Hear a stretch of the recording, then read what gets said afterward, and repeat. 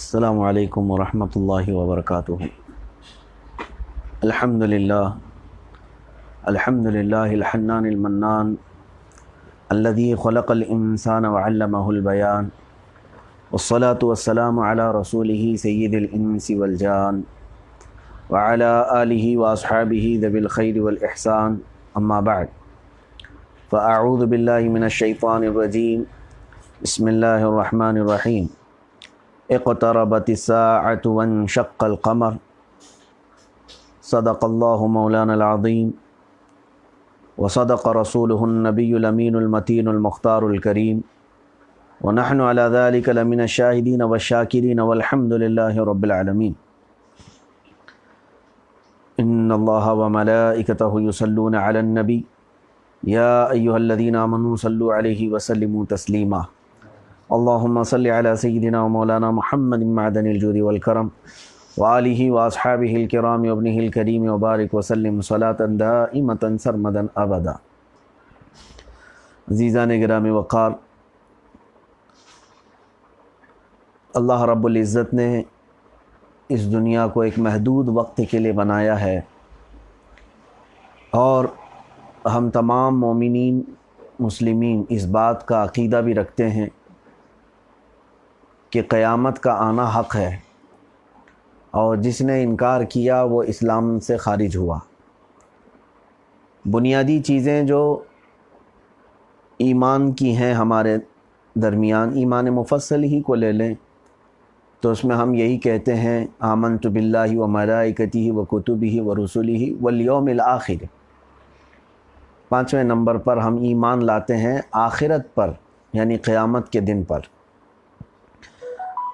اور قیامت کب آئے گی، کیسے آئے گی، اس کے متعلق بھی بہت کچھ آپ نے سنا ہوگا، اور اس چیز کو یاد رکھنا ہر مسلمان کے لیے بہت ضروری ہے۔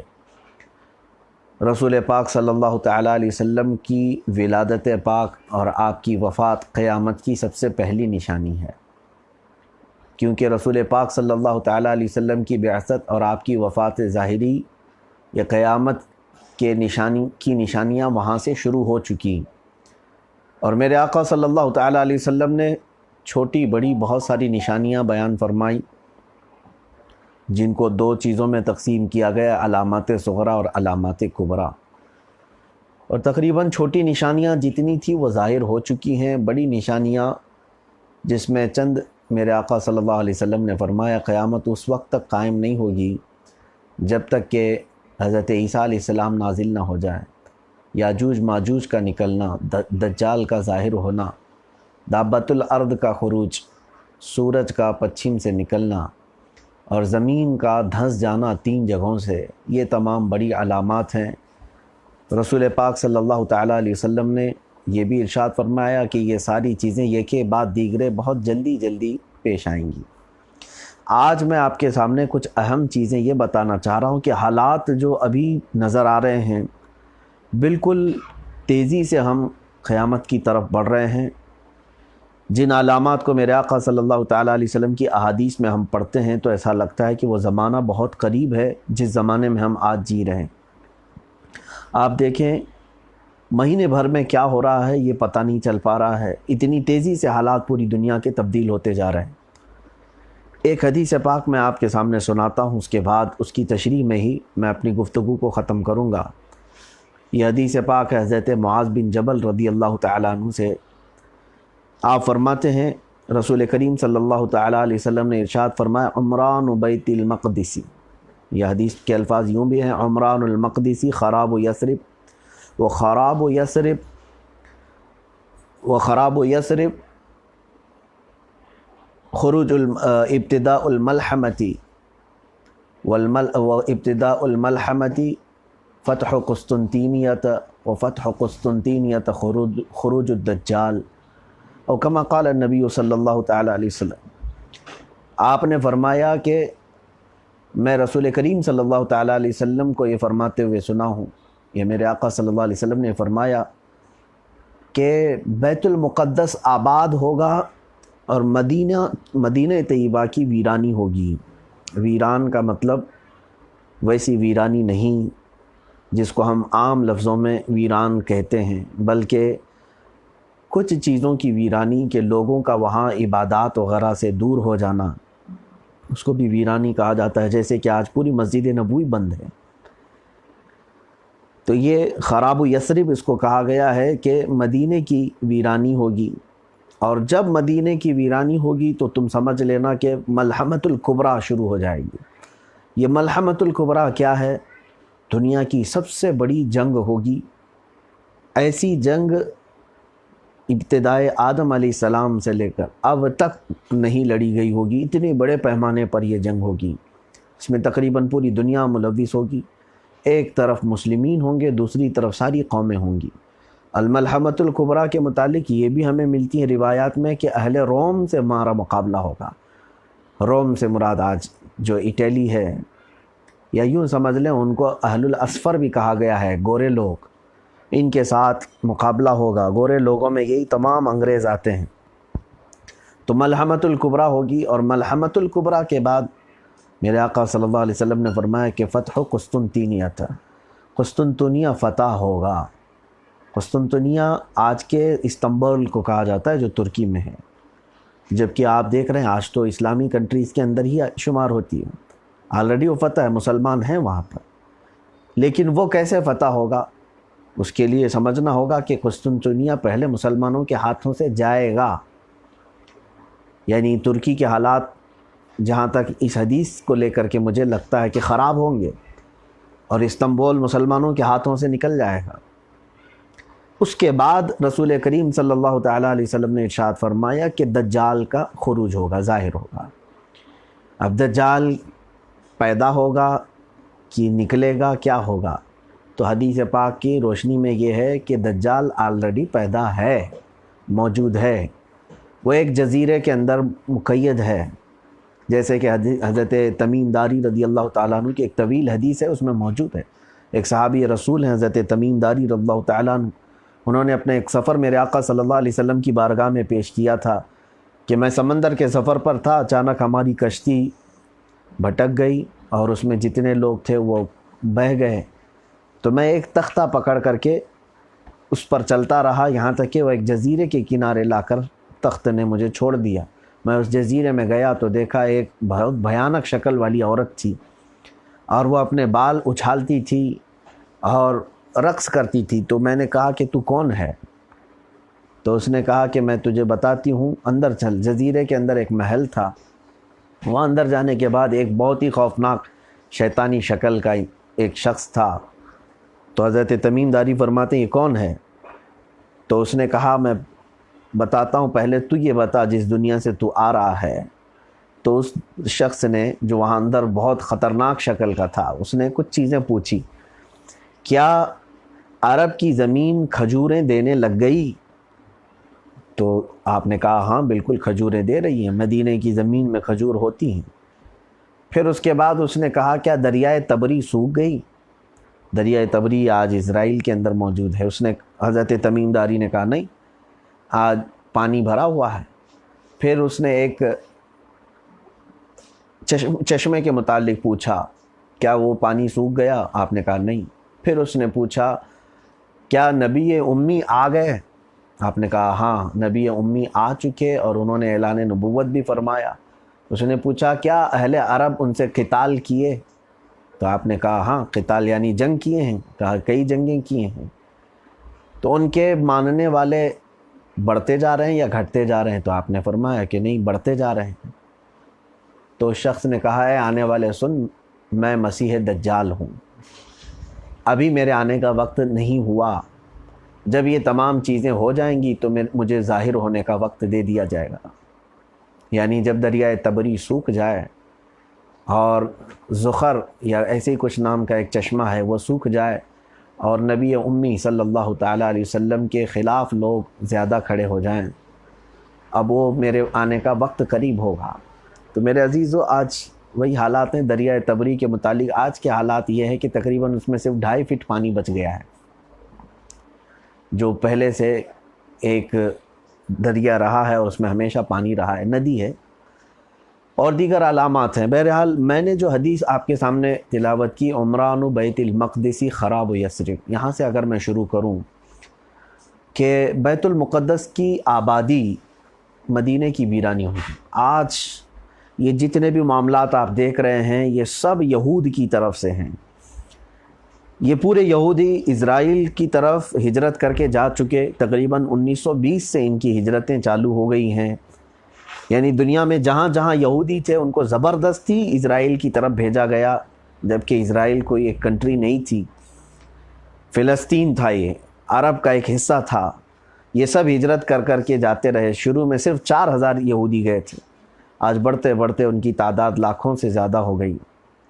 اب وہاں پر یہ لوگ سب جمع ہو رہے ہیں اور انہوں نے قرار یہ پاس کروایا پورا انٹرنیشنل طریقے سے UN میں کہ دنیا میں جہاں کہیں بھی یہودی ہے اسے بالکلیہ اختیار ہے کہ وہ جب چاہے اپنے خاندان سمیت اسرائیل ہجرت کر سکتا ہے، اس کی اپنی وہ زمین ہوگی۔ تو انہوں نے یہ قرار پاس کروایا ہے اور پورے یہودی جمع ہو رہے ہیں، اور آپ دیکھیں کہ تھوڑے سے علاقے سے بڑھتے بڑھتے بڑھتے آج وہ اس بیت المقدس تک پہنچ گئے جو ہمارا قبلہ اول ہے، جہاں سے میرے آقا صلی اللہ تعالیٰ علیہ وسلم کی معراج کی شروعات ہوئی، عروج کی آسمانوں کی طرف، جہاں رسول کریم صلی اللہ علیہ وسلم نے نبیوں کی امامت فرمائی، اس بیت المقدس تک آ گئے۔ یروشلم پہلے تو یہ تل ابیب میں ان کا کیپٹل ہوتا تھا، وہاں سے یہ حکومت کرتے تھے، لیکن آپ پچھلے چند سالوں میں آپ نے سنا ہوگا امریکہ کے صدر ٹرمپ نے آ کر کے اپنی ایمبیسی کو، اپنے سفارت خانے کو منتقل کر کے یروشلم میں رکھ دیا اور کہا کہ اب ہم یہاں سے یہ سمجھیں گے کہ اسرائیل کا کیپٹل اب بیت المقدس ہے، یعنی یروشلم ہے، جو آج تک نہیں ہوا تھا۔ تو اب یہ پورے طور پر اس کو اپنے انڈر میں کریں گے بیت المقدس کو۔ ان کا پلان یہ ہے کہ بیت المقدس جہاں مسجد یہ قبۃ الصخرہ جو پیلا گنبد آپ کو نظر آتا ہے، اس کو شہید کرنا ہے، اس کو ختم کرنا ہے، اور وہاں پر ایک ہیکل سلیمانی بنانا ہے۔ ہیکل سلیمانی کیا چیز ہے؟ حضرت سلیمان علیہ السلام کے زمانے میں بنی ہوئی وہ عمارت جس کو بعد میں کئی لوگوں نے آ کر کے ظالموں نے ختم کر دیا تھا، اس کی اینٹ سے اینٹ بجا دی تھی، یہودیوں کا قتل عام ہوا تھا، ان کو وہاں سے نکالا گیا تھا۔ تو یہودی آج بھی یہ عہد کیے بیٹھے ہوئے ہیں کہ ہم واپس اس زمین پر آئیں گے تو ہم سب سے پہلے یہ ہیکل سلیمانی بنائیں گے، جس کو اب وہ اگر بنائیں گے تو یہ ان کا بنانا تیسری مرتبہ ہوگا۔ 2 مرتبہ وہ عمارت ختم کی گئی ہے، اب یہ تیسری مرتبہ بنائیں گے، اسی لیے اس کو تھرڈ ٹیمپل کے نام سے یاد کیا جا رہا ہے۔ تھرڈ ٹیمپل کا مطلب یہ ہے کہ اب وہ تیسری مرتبہ اس کو بنانے جا رہے ہیں۔ اب جب یہ بنائیں گے، اس کو آباد کریں گے۔ آبادی سے مطلب یہ ہے کہ وہاں پر آج بھی اگر آپ جائیں گے بیت المقدس کے ارد گرد، اللہ کی پناہ ان ظالموں نے اتنا ظلم ڈھایا ہے، کئی بازار ایسے ہیں جو 20 25 سال سے بند ہیں، مکڑیوں کے جالے لگے ہوئے ہیں، کرفیو نافذ ہے، وہ مسلمانوں کے ہیں، اور ان کو قتل کرنا، مارنا، ختم کرنا، انہیں ڈرانا، یہ روز کا معاملہ چل رہا ہے۔ اس کے بعد ہوگا یہ کہ ان کی ساری زمینیں یہ لوگ ہڑپ لیں گے مسلمانوں کی، اور اپنی آبادیاں وہاں پر تیزی سے یہ تعمیر کر رہے ہیں، اور بغیر اجازت کے یہ پورے فلسطین میں غزہ پٹی تک آ چکے، اور پھر وہاں سے اپنی آبادیاں، اپنی یہودی کالونیاں بنا رہے ہیں، بڑی بڑی بلڈنگیں، اور پھر پکنک پوائنٹس بنا رہے ہیں۔ تو اسی کو حدیث پاک میں یوں سمجھتا ہوں عمران المقدسی، یعنی بیت المقدس کی آبادی، وہاں ایسا آباد کریں گے۔ یہ آبادی یہودیوں کا احتلال، یعنی ان کی حکومت مدینہ طیبہ کو ویران کرے گی۔ مطلب یہ ہے کہ مجھے جہاں تک سمجھ میں آتا ہے کہ لوگ وہاں پر موجود وہ لوگ احترام نہ کریں، یا پھر نمازوں سے غافل ہوں گے، یا تو پھر سارے دنیا اور مال وغیرہ میں پڑ جائیں گے۔ یہ ہو سکتا ہے مدینہ کی ویرانی۔ مدینہ کی ویرانی سے مطلب یہ نہیں ہے کہ ساری چیزیں توڑ پھوڑ کر کے ختم کر دی جائیں گی، بلکہ عبادات سے ویران کیا جا سکتا ہے۔ اس کے فوراً بعد یہ دونوں علامتیں مجھے نظر آ رہی ہیں کہ اس طرف بیت المقدس کی آبادی شروع کر رکھا ان یہودیوں نے۔ اب آپ ادھر دیکھیں تو مسجد نبوی پوری مقفل ہے، لاک ہے، لوگوں کو داخل ہونے تک کی آج اجازت نہیں ہے۔ کئی نمازیں گزر گئیں، کئی جمعہ اور کئی خطبے، کہ لوگ ایک وائرس کے ڈر سے مسجد نبوی کے قریب نہیں آ رہے ہیں، بلکہ انہیں روکا گیا ہے۔ میرے آقا صلی اللہ تعالیٰ علیہ وسلم کے دربار اقدس میں آنے سے۔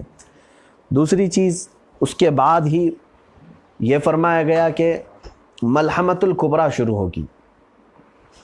یہ ملحمۃ الکبریٰ یہ سمجھنے کی آج ضرورت ہے، جس کے متعلق فرمایا گیا کہ ایک ایسی بڑی جنگ جو آج تک نہیں ہوئی تھی، اور اس جنگ کی جگہ ملک شام حلب کے پاس ہے، اور وہ رسول کریم صلی اللہ تعالیٰ علیہ وسلم کی اس حدیث سے اور دیگر جو حدیثیں ہیں اس سے یہ سب پتہ چلتا ہے کہ اس جنگ کی قیادت حضرت امام مہدی فرمائیں گے۔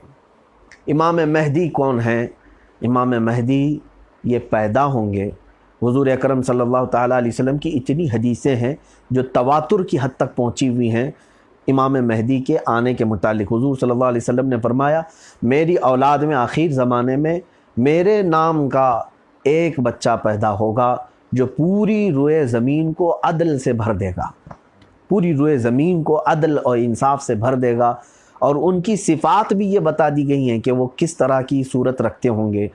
اقن الانفی، ان کو یہ کہا گیا ہے کہ سیدھی کھڑی ناک والے ہوں گے، خوبصورت شبی ہوگی، اور ان کے بال گھنگریالو ہوں گے، اور ان کی تمام اوصاف بتائے گئے ہیں رسول کریم صلی اللہ علیہ وسلم کی احادیث میں یہ ملتا ہے۔ اب وہ کہاں سے نکلیں گے، کہاں آئیں گے، اس کے متعلق بہت سارے اختلافات ہیں۔ بعض نے کہا مدینہ طیبہ سے، لیکن حدیثوں میں یہ ملتا ہے کہ وہ مشرق کی طرف سے آئیں گے۔ تو امام مہدی کا ظہور ہوگا۔ اب امام مہدی کب آئیں گے اس کی کچھ علامات میں آپ کو بتا دوں۔ ایک حدیث میں یہ پڑھ رہا تھا، یہ حضرت ابن ماجہ کی حدیث ہے، رسول کریم صلی اللہ علیہ وسلم نے فرمایا، یہ حضرت ثوبان رضی اللہ تعالیٰ عنہ سے مروی، ان ثوبان رضی اللہ عنہ قال قال رسول اللہ صلی اللہ علیہ وسلم یقتتل عند کنزکم ثلاثۃ کلہم ابن الخلیفہ ثم لا یصیر الی واحد منہ۔ اس حدیث کو بہت توجہ سے سنیں آپ۔ حضور پاک صلی اللہ علیہ وسلم نے فرمایا کہ قریب ہے کہ تمہارے پاس ایک بہت بڑا خزانہ ہوگا، اس خزانے کے لیے 3 لوگ لڑیں گے آپس میں، اور تینوں بادشاہوں کے بیٹے ہوں گے۔ ایک تخت کے لیے، ایک سلطنت کے لیے 3 لوگ لڑیں گے، اور وہ تینوں بادشاہوں کے بیٹے ہوں گے، اور یہ خزانہ تینوں میں سے کسی ایک کی طرف بھی نہیں جائے گا۔ یہ حدیث صحیح ہے، ابن ماجہ کی حدیث، بخاری اور مسلم نے اس کو صحیح فرمایا ہے، یعنی ان کی شرطوں پر ہے۔ اب یہ حدیث کے مطابق میں نے جو دیکھا زمانے کے حالات میں، آج جو عرب ہے، اچھا یہ بھی میں آپ کو بتا دوں کہ وہ کون سا خزانہ ہے جس کے متعلق یہ لوگ لڑیں گے، کہاں ہے وہ خزانہ؟ تو ابن کثیر کی روایات میں یہ ملتا ہے کہ ہوا کنز الکعبۃ، انہوں نے کہا کہ وہ خانہ کعبہ کا خزانہ ہے۔ خانہ کعبہ کے اندر کون سا خزانہ ہے؟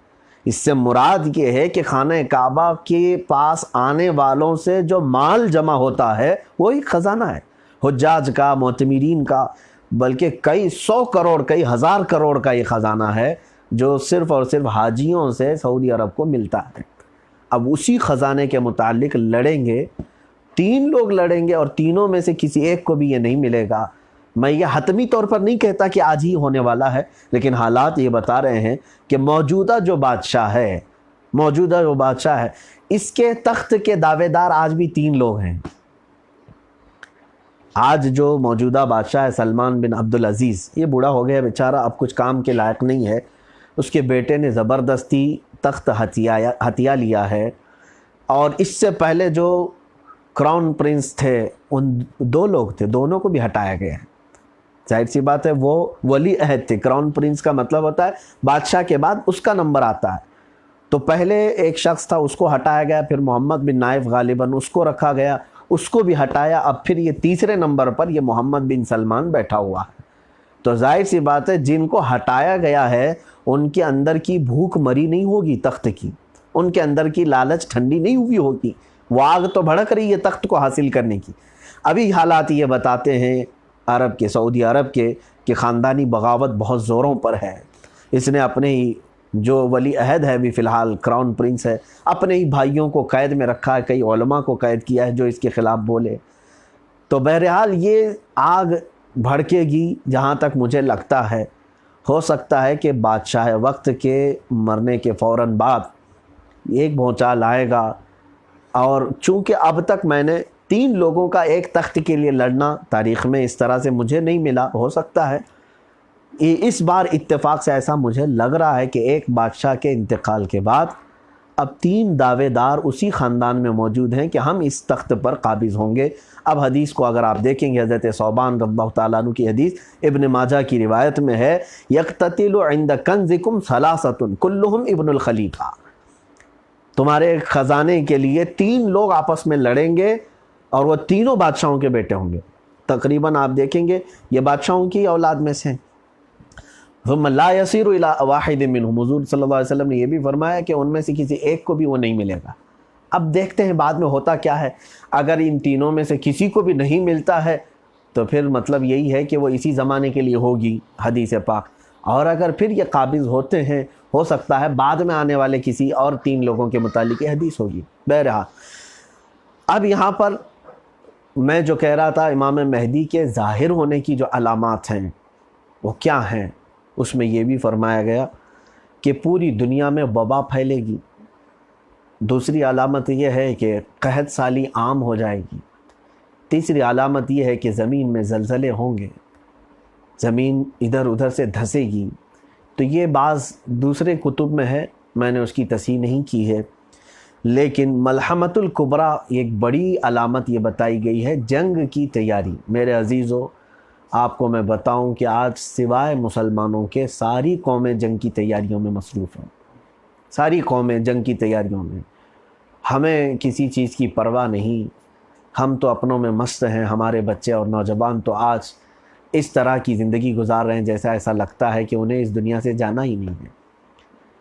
بہت سارے نوجوان، ان کی زندگی کا تو بڑا مقصد یہ ہے کہ ایک خوبصورت لڑکی ان کی زندگی میں آ جائے، وہی ہے ان کی زندگی کی معراج سمجھتے ہیں اس چیز کو، جبکہ دوسری قومیں پیدا ہوتے ہی بچوں کی تربیت اسی ماحول میں کر رہے ہیں۔ بچہ 7 سال کا ہو جائے تو اسرائیل میں اسے گھڑ سواری اور تیر اندازی سکھانے کے لیے کھڑا کیا جا رہا ہے۔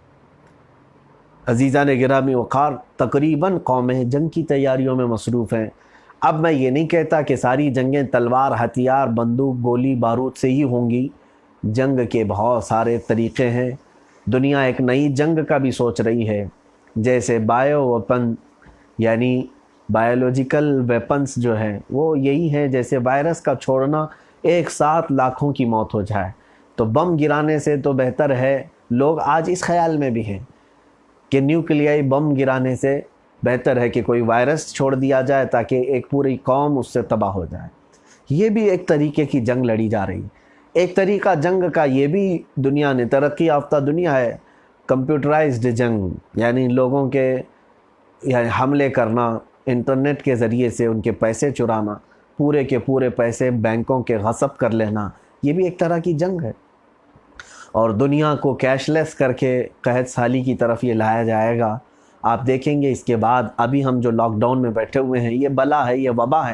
اس کے بعد کے جو حالات آئیں گے، مجھے یہی لگتا ہے کہ پوری دنیا میں قحط سالی عام ہو جائے گی، قحط سالی عام ہو جائے گی، بھوک مری زیادہ ہو جائے گی، لوگ بھوک کی وجہ سے مر رہے ہوں گے۔ میرے عزیزو، اب یہ ملحمۃ الکبریٰ جس کارن سے ہوگی، جس وجہ سے ہوگی، وہ اس کی وجہ بھی یہود ہی بتائے گئے۔ یہودی یہ چھیڑیں گے اور کثرت سے مسلمانوں کا قتل کریں گے، اور پھر اس کے بعد رسول کریم صلی اللہ علیہ وسلم نے ارشاد فرمایا، خراسان سے کالے جھنڈے والے نکلیں گے۔ خراسان یا افغانستان اور ایران کا کچھ حصہ ہے، وہاں سے کالے جھنڈے والے نکلیں گے، اور وہ اپنے جھنڈے ایلیا میں لا کر، ایلیا بیت المقدس کو کہا ہے حدیثوں میں، وہ وہاں لا کر کے نصب کریں گے، اور اللہ تعالیٰ ان کے ہاتھوں فتح عطا فرمائے گا۔ امام مہدی الملحمۃ الکبریٰ کی قیادت فرمائیں گے، اب اس میں مسلمانوں کو اللہ تعالیٰ فتح عطا فرمائے گا، رومیوں کو شکست ہوگی، یعنی یہ اہل الاسفر جس کو گورے لوگ کہا گیا ہے، ان کو شکست فاش ہوگی امام مہدی کی قیادت میں۔ اب اسی میں غزوہ ہند کا بھی تذکرہ ہے، اسی کے دوران کہ غزوہ ہند ہوگا اور اللہ تبارک و تعالیٰ ایمان والوں کو فتح عطا فرمائے گا۔ ظاہر سی بات ہے، یہ ظلم کے خلاف لڑائی ہوگی، جہاں جہاں ظلم ہوگا اس کے خلاف یہ لڑائی ہوگی، اور زمین کو عدل و انصاف سے بھرنے کے لیے یہ لڑائی ہوگی۔ حدیثوں سے جو مل رہا ہے وہ میں آپ کے سامنے کہہ رہا ہوں۔ اب ملحمۃ الکبریٰ جیسی ہی ختم ہوگی یعنی یہ جنگ کا خاتمہ ہوگا تو مومنین جو ہے 3 حصوں میں تقسیم ہوں گے، یہ بھی حدیث پاک میں ہے۔ اس میں سے ایک حصہ قسطنطنیہ فتح کرنے کے لیے نکلے گا، وہی استنبول جس کو میں کہہ رہا ہوں۔ ہو سکتا ہے اس زمانے میں یہ مسلمانوں کے ہاتھ سے نکلا ہوگا۔ حدیث کے الفاظ یہ ہیں، وہ یہ کہیں گے لا الہ الا اللہ واللہ اکبر، اتنا کہیں گے 3 مرتبہ۔ یہ فوج صرف اتنا کہے گی تو وہ قسطنطنیہ فتح ہو جائے گا، یعنی بغیر لڑائی کے، بغیر قتل و قتال کے قسطنطنیہ مومنین کے ہاتھوں آئے گا۔ اب جیسے ہی قسطنطنیہ فتح ہوگا، وہاں ایک افواہ نہیں بلکہ ایک اعلان ہو جائے گا، اور سارے لوگ چونک جائیں گے۔ جیسے ہی قسطنطنیہ کے فتح کی خوشیاں لوگ منا رہے ہوں گے، اچانک یہ اعلان کر دیا جائے گا کہ دجال ظاہر ہو چکا ہے، دجال آ چکا ہے۔ تو دجال کے آنے کی خبر سن کر کے مومنین سب پھر جمع ہوں گے۔ اب دجال اتنا فساد مچائے گا پوری دنیا میں، اتنا کہ جو بھی مومن ہوگا اسے قتل کرے گا۔ مسلمانوں کا سخت ترین وہ دشمن ہوگا، وہ یہ کہے گا کہ مجھے خدا تسلیم کرو، میں اپنی جنت میں تمہیں رکھوں گا۔ لیکن جن لوگوں نے اس کی سختیوں کو دیکھ کر کے اسے خدا کہا، وہ کافر و مشرک مر جائیں گے، اور جو لوگ اس کی تکلیفوں پر صبر کرتے رہ گئے، اللہ رب العزت ان کو بلا حساب و کتاب جنت عطا فرمائے گا۔ دجال کا فتنہ دنیا کا سب سے بڑا فتنہ ہوگا، جو اب تک اتنا بڑا فتنہ نہیں ہوا تھا۔ وہ بہت بڑی آزمائش ہوگی، پتہ نہیں اس میں کتنے لوگ ثابت قدم رہیں گے، کتنے بہک جائیں گے۔ یہاں تو حال ایسا ہے کہ چھوٹی سی تکلیف پر لوگ اپنا ایمان بیچ دیتے ہیں، تھوڑا سا کچھ ہو جائے تو حکومتوں کے ہاتھوں بک جاتے ہیں کہ نہیں، حالات کے اعتبار سے چلنا پڑتا ہے، وہ کرنا پڑتا ہے۔ مجھے یہ سمجھ میں نہیں آتا کہ جب دجال آ کر کے ٹانگ چیر کر کے لوگوں کو دکھائے گا، کھولتے ہوئے تیل میں ڈال دے گا، تب پھر باقی سارے ڈر کر کے کیا کہیں گے، واللہ عالم۔ بس چند ہی وہ مومنین ہوں گے جن کے دلوں میں ایمان سرایت کر چکا ہوگا، وہ ثابت قدم رہیں گے۔ اب اندازہ کرو، جب رسول کریم صلی اللہ تعالیٰ علیہ وسلم اپنی دعاؤں میں یہ فرماتے تھے، یا اللہ میں تیری پناہ مانگتا ہوں مسیح دجال کے فتنوں سے، وہ نبی رحمت صلی اللہ علیہ وسلم پناہ مانگتے ہوں اس کے فتنوں سے، تو یہ کوئی معمولی فتنہ نہیں ہے۔ تو دجال کا ظہور ہوگا، اس کے بعد پھر وہ محاصرہ کر لے گا حضرت امام مہدی کا، جب وہ ملک شام میں ہوں گے، یہاں تک کہ مسلمان قتل ہو چکے ہوں گے بہت سارے اس کے ہاتھوں۔ اب وہ حضرت امام مہدی اور ان کے جتنے بھی لوگ ہوں گے ان کا محاصرہ کرے گا، تب پھر حضرت عیسیٰ علیہ السلام نازل ہوں گے۔ میرے آقا صلی اللہ علیہ وسلم نے فرمایا، عیسیٰ علیہ السلام کو دیکھتے ہی وہ دجال پگھلے گا جیسے برف گرمی سے پگھلتا ہے۔ حضرت عیسیٰ علیہ السلام اس کا مقابلہ کریں گے اور اس کو اپنے تیر سے شکار کریں گے اور اس کو ختم کریں گے۔ یہ دجال کا خاتمہ ہوگا۔ اس کے بعد حضرت امام مہدی کا وصال، حضرت عیسیٰ علیہ السلام کا وصال۔ حضور صلی اللہ علیہ وسلم فرماتے ہیں، لا خیر فی العیش بعدہ، یعنی ان کے بعد، امام مہدی کے بعد زندگی میں کوئی بھلائی نہیں رہے گی، سب ختم ہو جائے گا۔ عزیزان گرامی وقار، یہ 5 چیزیں میں نے عرض کی ہیں۔ پہلی چیز بیت المقدس کی آبادی، دوسری چیز مدینہ طیبہ کی ویرانی، تیسری چیز یہ ملحمۃ الکبریٰ جنگ کا ہونا، چوتھی چیز فتح قسطنطنیہ استنبول کی فتح، پانچویں چیز دجال کا ظاہر ہونا۔ یہ ایک کے بعد دیگرے، یہ ترتیب آج میں نے پہلی مرتبہ آپ کے سامنے رکھی ہے۔ بہت سارے لوگ اس میں کنفیوز ہوتے ہیں کہ کیسے ہوگا۔ اب امام مہدی کے انتظار میں زمانہ بیت گیا، بہت سارے لوگوں نے اپنے اپنے زمانے میں کہا اب آئیں گے، تب آئیں گے۔ بہرحال ہم بھی یہی دعا کرتے ہیں کہ ابھی وہ اس زمانے میں آئیں۔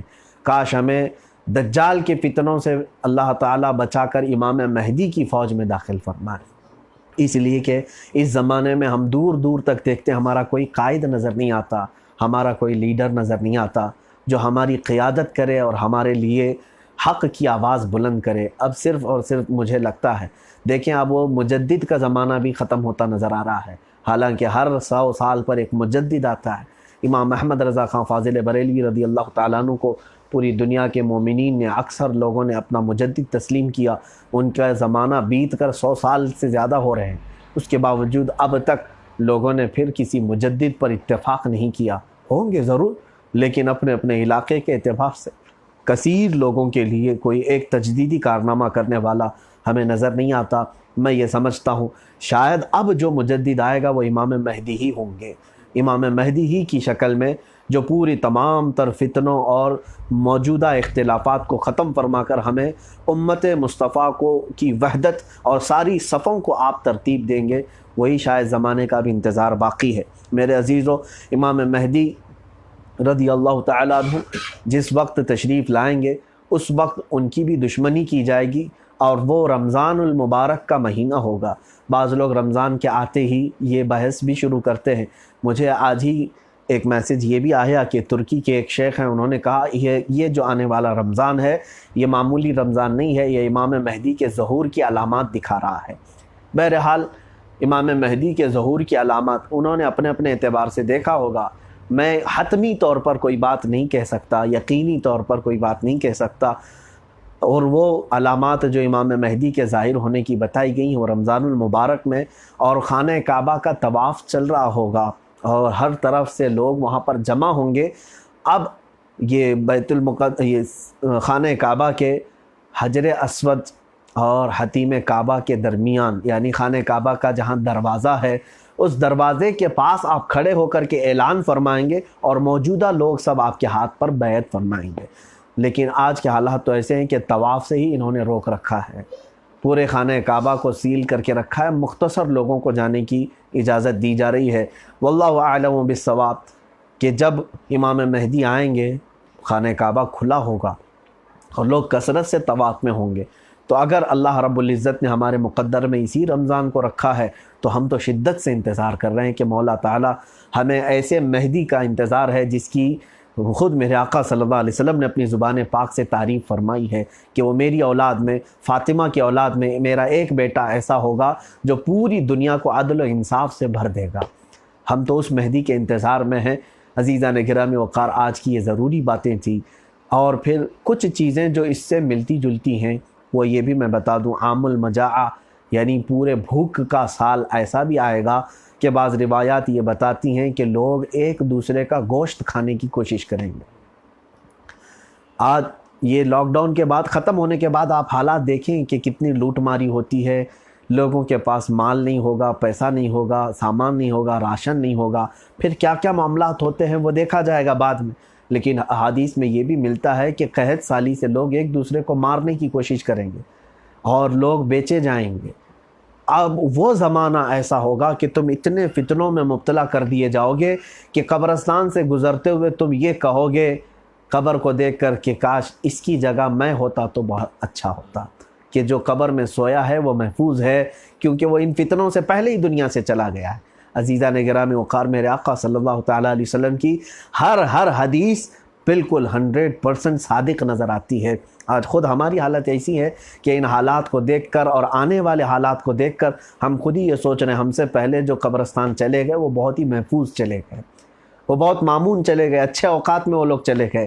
آج کے حالات تو یہ ہیں کہ ہمارے مرنے کے بعد 10 لوگوں سے زیادہ ہمارے جنازے میں کوئی شریک نہیں ہو سکتا۔ آج کل جو مر رہے ہیں ان کے لیے قانون ایسے لگائے گئے۔ عزیزان گرامی وقار، اللہ تبارک و تعالیٰ یہ فتنوں کے حالات سے ہمیں محفوظ فرمائے۔ ایک حدیث پاک یہ بھی، میں کئی الفاظ کے بجائے خالی ترجمہ اور تشریح اور مفہوم بیان کر کے گزر گیا، اگر میں سارے احادیث لفظ بلفظ بیان کرتا تو کافی طویل ہو جاتی۔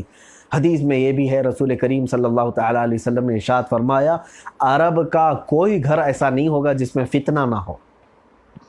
یہ بھی علامات امام مہدی کے ظاہر ہونے سے پہلے، اور یہ بھی فرمایا حضور اکرم صلی اللہ تعالیٰ علیہ وسلم نے کہ پوری دنیا میں مال اتنا ہوگا کہ اگر کسی کو 100 دینار بھی دیے جائیں، 100 دینار بہت ہوتے ہیں سونے کے، اگر کسی کو سونے کے اشرفیاں دی جائیں تب بھی وہ اس مال پر راضی نہیں ہوگا، چاہے وہ غریب آدمی ہو کوئی بھی ہو۔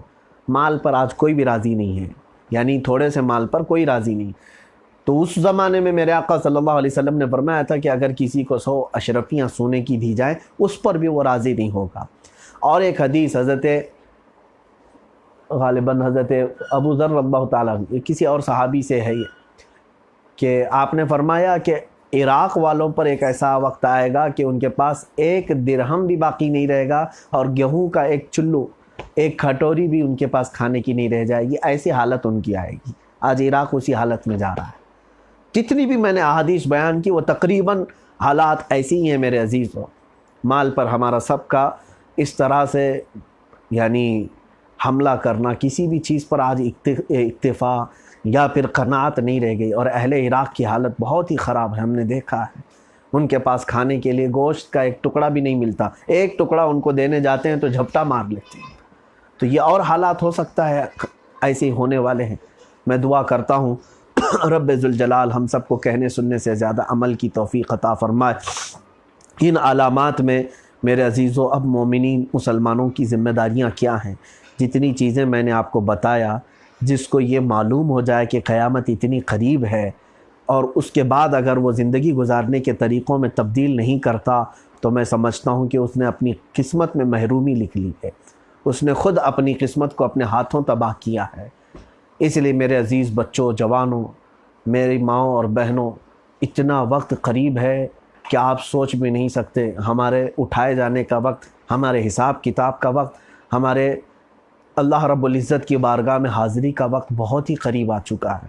جلدی سے اپنے حساب کتاب ختم کر لو، جمع کر لو، اور پھر تیاری اس بات کی کرو۔ صرف میرے آقا صلی اللہ تعالیٰ علیہ وسلم ایک بار اپنے حجرے سے باہر نکلے، صحابہ اکرام کسی بات میں ہنس رہے تھے، حضور پاک صلی اللہ علیہ وسلم نے صحابہ کو ہنستے ہوئے، زور سے ہنستے ہوئے دیکھا تو صرف اتنا فرمایا، تم میں سے کون ہے جس کی قیامت کی تیاری مکمل ہو چکی ہے؟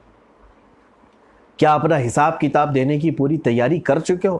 تو پھر کس بات پر اتنی تم کو ہنسی ہے؟ صحابہ سب رونے لگ گئے، ہم میں سے کسی کی کوئی تیاری نہیں۔ میرے عزیزوں، جو صحابہ رسول پاک صلی اللہ تعالیٰ علیہ وسلم کے اوپر جان نثاری کرنے والے، وہ جب رسول کریم صلی اللہ تعالیٰ علیہ وسلم کی بارگاہ میں یوں روتے ہیں کہ ہمارے پاس کوئی تیاری نہیں ہے، تو آج ہم جیسوں کے پاس کون سی تیاری ہے؟ ہمارے پاس کون سا اعمال کا ذخیرہ ہے؟ ہماری نمازیں باقی ہیں، ہماری بہت ساری چیزیں باقی رہ گئیں۔